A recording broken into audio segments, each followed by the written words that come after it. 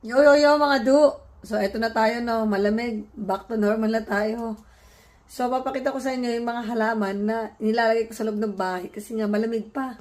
Ito yung isa sa mga halaman na nilalagay ko sa loob ng bahay kasi malamig no para mag-survive siya. Pero tignan nyo naman mga du, ang dami niyang bulaklak oh.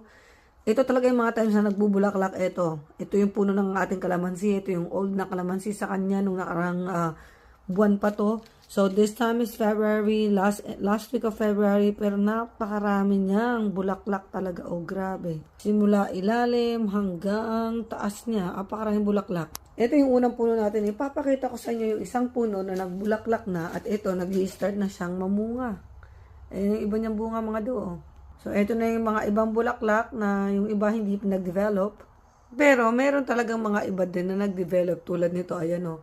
Nag-develop into fruits. So, guys, yung ibang bulaklak hindi nagde-develop into fruit.